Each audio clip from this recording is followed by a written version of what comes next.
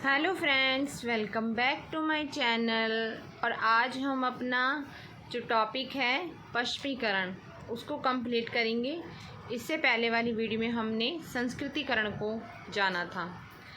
इस अध्याय में हम पश्चिमीकरण के बारे में जानेंगे कि समाजशास्त्र में पश्चिमीकरण की क्या भूमिका रही है। तो चलिए शुरू करते हैं। आप पहले अध्याय में हमारे पश्चिमी औपनिवेशिक अतीत के बारे में जान चुके हैं, ठीक है। हम आगे जानेंगे पश्चिमीकरण के विभिन्न प्रकार रहे हैं। एक प्रकार के पश्चिमीकरण का मतलब उस पश्चिमी या उप संस्कृति या प्रतिमान से है जिसे भारतीयों के उस छोटे समूह ने अपनाया जो पहली बार पश्चिमी संस्कृति के संपर्क में आए थे, ठीक है। कहने का मतलब यह है, जब भारत में पश्चिमी लोग आए या उनकी संस्कृति को अपनाया तो उस पश्चिमी प्रतिमान को जिस तरीके से उन्होंने छोटे समूह के रूप में अपनाया, वो जो होगा वो पहली बार पश्चिमी संस्कृति कहलाएगी, ठीक है। इसमें भारतीय बुद्धिजीवियों की उप संस्कृति भी शामिल होगी। इन्होंने न केवल पश्चिमी प्रतिमान के चिंतनों के प्रकार, उनके स्वरूपों, उनकी जीवन शैली को भी स्वीकार किया था, बल्कि उसका समर्थन कर उसका विस्तार भी किया था। फिर है 19वीं सदी में अनेक समाज सुधार भी इसी प्रकार के थे, ठीक है। तो उनके बारे में हम जानेंगे आगे। ये हम बॉक्स में पढ़ लेते हैं कि क्या आप ऐसे भारतीयों के विषय में सोच सकते हैं जो अपनी पोशाक और अभिव्यक्ति से पूर्ण रूपेण पश्चिमी हो? ऐसा नहीं हो सकता, परंतु उनमें प्रजातांत्रिक और समानता के मूल्यों की कोई ना कोई छाप जो कि आधुनिक दृष्टिकोण के भाग होते हैं। या हम दो उदाहरण देते हैं, जैसे कि अनेक ऐसे लोग को देखते हैं जो पश्चिमी शिक्षा प्राप्त हैं, ठीक है, जिन्होंने पश्चिमी शिक्षा प्राप्त की है, लेकिन कुछ विशिष्ट जनजातीय या धार्मिक समुदायों के विषय में उनके विचार पुराने ही हैं, पूर्वाग्रही हैं, ठीक है, भले ही उन्होंने पश्चिमी शिक्षा को ग्रहण कर लिया है। एक परिवार जिसने पश्चिमी संस्कृति के बाह्य स्वरूप को स्वीकार तो कर लिया, परंतु जो उनकी आवाज़ की आंतरिक साज सज्जा है वो वैसी की वैसी ही रहेगी।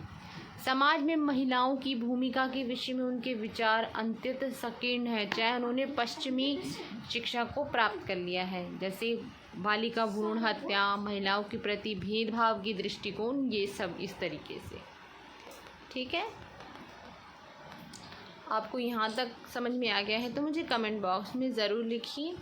हम आगे बात करते हैं कि ऐसे कम ही लोग हैं जो पश्चिमी शैली को अपना चुके थे या जिन्होंने पश्चिमी दृष्टिकोण को अपनाना सोचने के लिए ऐसा दृष्टिकोण बनाया। इसके अलावा अन्य पश्चिमी तत्वों जैसे उपकरणों, पोशाकों, आम लोगों की आदतें, तरीके आदि में भी जो है परिवर्तन पाए गए थे।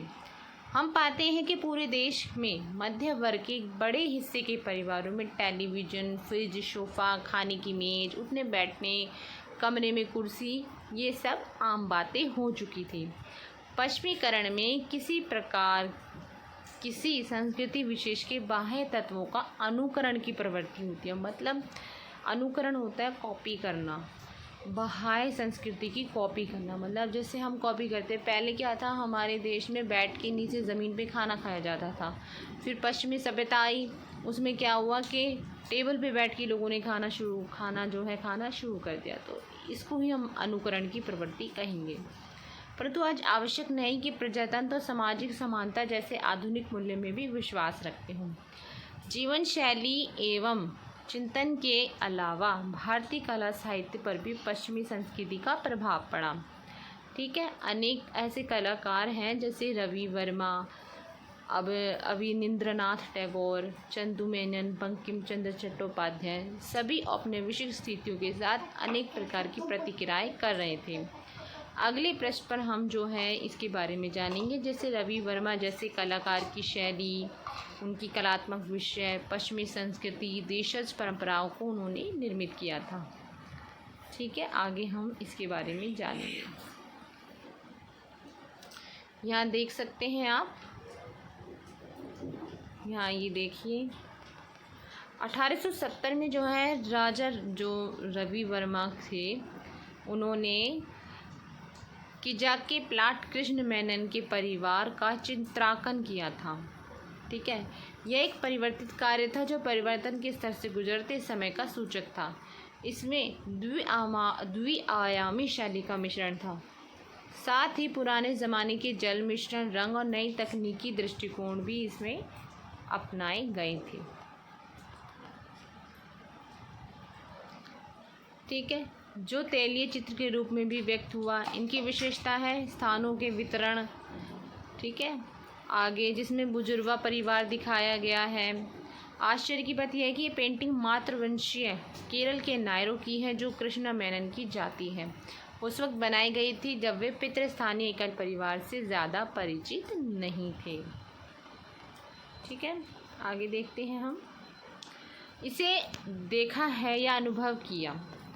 आप अपने आप से ये प्रश्न पूछिए कि क्या केवल पश्चिमीकरण की पीढ़ियों के बीच होने वाले संघर्ष का कारण है, यह संघर्ष आवश्यक बुराई है। श्रीनिवास के अनुसार उनका क्या कहना है कि निम्न जाति के लोग, जो छोटी जाति के लोग थे, संस्कृतिकरण की प्रक्रिया को तो अपनाते हैं, जबकि उस जाति के लोग पश्चिमीकरण को भारत जैसे विविधतापूर्ण देश में इस तरह सामान्य रूप से अनुयुक्त है, जैसे कि केरल के थित्या, जो किसी प्रकार उच्च जाति के नहीं हैं। के अध्ययन से पता लगता है कि थित्या भी पश्चिमीकरण की इच्छा रखते हैं, उसको पश्चिमीकरण करने का उनका प्रयास भी होता है।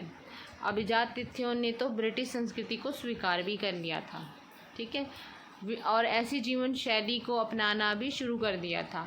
जाति व्यवस्था की आलोचना भी की थी। इसी तरह पश्चिमी शिक्षा से लगता है कि उत्तर पूर्वी क्षेत्रों में विभिन्न समूह के लोगों के लिए नवीन अवसर भी उत्पन्न होंगे। जैसे कि आप इस चित्र में देख सकते हैं कि मध्यम वर्गीय जो परिवार है, उसमें क्या है, आया पीढ़ियों तक मतभेद अधिक जटिल होता है। देखिए, इसमें बच्चे जो हैं गिटार से खेल रहे हैं, ये पश्चिमीकरण सभ्यता की ओर इंगित करता है इस तरीके से। हालांकि मेरे अपनी ही मांस मज्जा से है, लेकिन कभी कभी मुझे पूरी तरह से अपरिचित लगते हैं। हमारे बीच कुछ भी समान नहीं है, न तो उनके जैसा सोचने का तरीका, न ही उनके जैसा ओढ़ना, पढ़ना, बोलना नई पीढ़ी के हैं।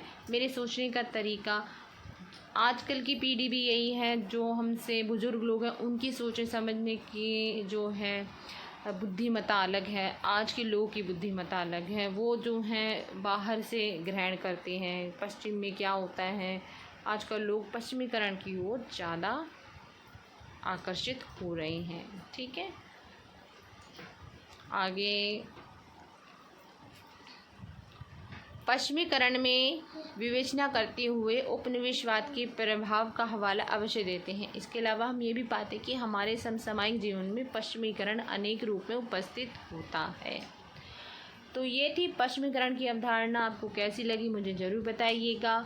नेक्स्ट टॉपिक हम आधुनिकीकरण और धर्मनिरपेक्षीकरण को कंप्लीट करेंगे। इस तरीके से जो है हमारा ये पूरा टॉपिक कंप्लीट